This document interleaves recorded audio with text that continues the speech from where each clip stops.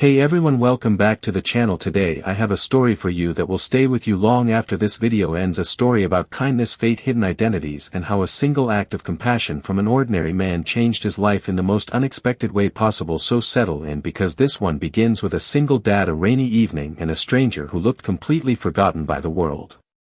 Our story begins with a man named Daniel, a single father in his mid-30s, doing everything he could to raise his 10-year-old daughter Lily after losing his wife 3 years earlier. Life had turned upside down for him, but he never let hardship harden his heart. He worked long shifts at a hardware store and picked up extra deliveries in the evenings just to make ends meet. Yet no matter how tired he was, he never skipped Lily's bedtime story or her favorite pancake breakfast on weekends. His daughter always said, "Dad, you give the best hugs in the world," and he would smile because to him those words were worth more than anything he could ever earn.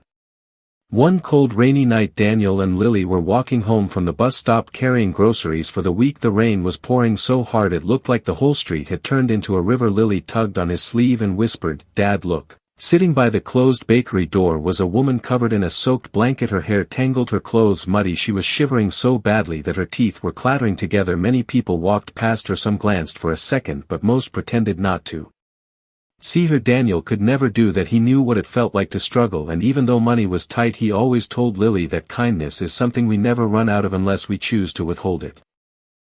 He crouched down and gently asked the woman, "Ma'am, are you okay? Do you need help?" She lifted her head slowly, her eyes tired, red, and filled with shame. She whispered, "I'm fine, I don't want to bother anyone, I just need to get through the night." Daniel noticed her hands shaking and her shoes soaked through. Lily looked up at him and said softly, "Dad, can we help her please?" And that was all the push he needed. He held out his hand to the woman. "Come with us, we'll get you something warm to eat." The woman hesitated, then nodded, almost as if this was the first kindness she had received in a long time.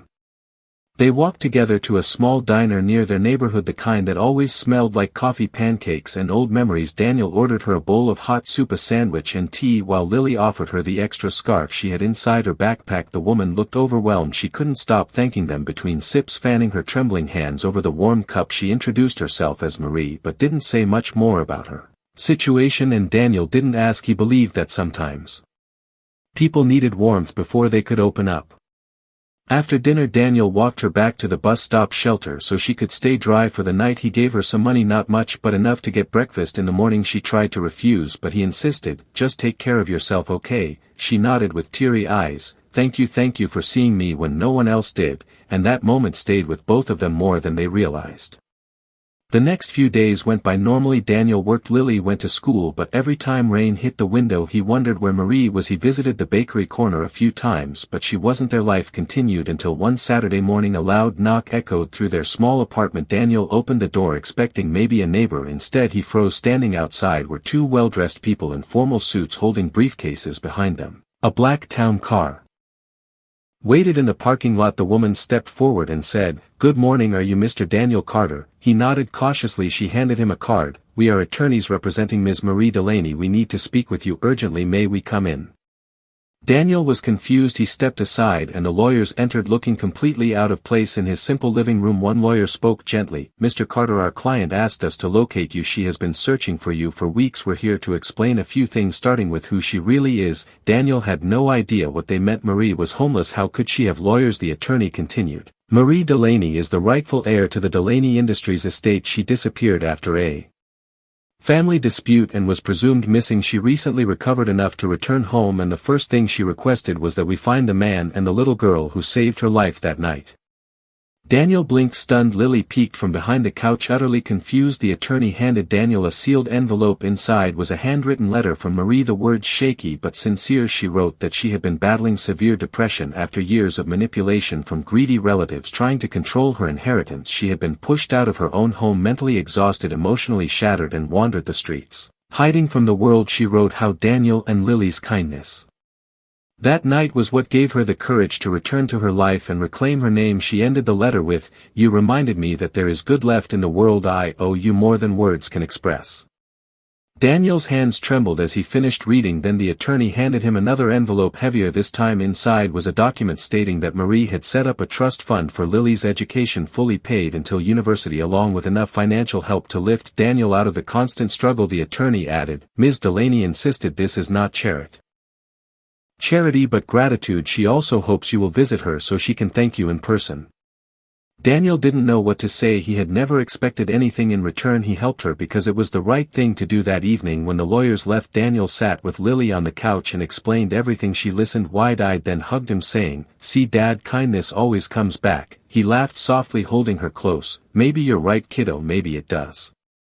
A week later, Daniel and Lily were invited to Marie's estate. The massive iron gates opened slowly, revealing a grand mansion surrounded by gardens and fountains. It felt like stepping into another world. Marie walked out to greet them, but she looked completely different, clean-dressed, elegant, her eyes bright instead of tired. She knelt to hug Lily, then stood to shake Daniel's hand. "I never forgot you two, not for a second," she said. She gave them a tour of her home, showing them photos of her family, the courtroom where she fought to get her rights back, and the new shelter she was building in honor of the people who cared for her during her darkest days. She named it the Second Chance Home and asked Daniel and Lily to attend the opening ceremony. They sat together in her garden drinking lemonade while Marie shared her plans. She wanted to dedicate part of her fortune to helping people who had been overlooked by society the way she once had, and she said, "Daniel, you reminded me that I wasn't invisible anymore. I want to make sure no one else feels that way either." Their friendship grew not because of money or reward but because of the bond formed through that rainy night in front of the bakery. One moment of compassion had turned into a ripple that touched all their lives in ways none of them could have predicted. Months passed. Daniel's life slowly changed. The financial stress eased. Lily's school offered her new opportunities, and Daniel found himself smiling more, sleeping better, even dreaming about opening his own small workshop someday, something he had never allowed himself to imagine before. Marie visited often, bringing flowers for Lily and pastries for Daniel. Soon she felt like family, someone who had been missing but finally found. One evening while watching the sunset from the mansion balcony, Marie said quietly, "You know, people always think stories of kindness are small, but your kindness saved my life. I returned to the world because you reminded me it was still worth living in." Daniel listened, humbled, unsure how to respond, then said, "I didn't save you, Marie, you just needed someone to remind you who you are. The strength was always yours." She smiled with genuine warmth. "Maybe so, but you were the spark I needed." As the months turned into a year, the shelter Marie built opened its doors, providing food, shelter, training, and emotional support to those who had nowhere else to go. Daniel and Lily were honored guests at the ceremony. Lily cut the ribbon. Marie gave a speech thanking the two angels who helped her when she had nothing. Daniel stood in the crowd, teary-eyed, because he never imagined his small act would lead to something so big. Life didn't magically become perfect for any of them, but it grew brighter, kinder, more hopeful. Daniel kept working, but now with the freedom to build a better future for Lily without fear of losing everything. Marie continued to heal. She surrounded herself with real friends, people who cared about her, not her money. She donated generously, volunteered personally, and became an advocate for mental health and homelessness. But the bond she had with Daniel and Lily was something she treasured most. Sometimes the simplest connections become the most meaningful. There were evenings when she visited their small apartment just to eat pancakes with Lily or watch old movies with Daniel, nights when laughter filled the room, and it didn't matter that one came from wealth and the other from struggle. Kindness had leveled everything between them because compassion makes us equal. One day when Lily turned 11, Marie surprised her with a small wooden box. Inside was the scarf Lily had given her that rainy night, washed and neatly folded. Marie said, "This scarf kept me warm when the world felt cold, and it reminded me of your kindness every single day. Now I want you to keep it and remember that your heart changed someone's life." Lily cried, hugging her tightly. Daniel watched, overwhelmed, because he realized his daughter was growing up with the values he hoped to teach: kindness, empathy, courage, the things money couldn't buy. Years later, people would tell the story of how a billionaire heir was found not by detectives, not by investigators, but by tracing a single act of human compassion, and the man who offered it never wanted recognition, never wanted fame. He simply did what he hoped someone would do for his daughter if she were ever alone in the rain. And that is the extraordinary thing about kindness. It doesn't need an audience, it doesn't need applause, it doesn't need anything in return, but sometimes life gives back in ways we could never imagine. And for Daniel and Lily, their lives were transformed not because they helped someone wealthy, but because they helped someone who needed love, humanity, and hope at a moment when she had none.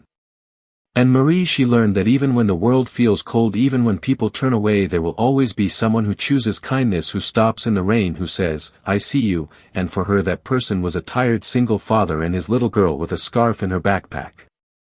So when people ask Daniel if he regrets helping a stranger, he always smiles and says, "How could I regret? The best decision I ever made. Helping someone costs nothing, but it can mean everything." and that's the truth. This world may be full of challenges, struggles and heartbreaks, but it only takes one spark of kindness to light up someone's darkest night.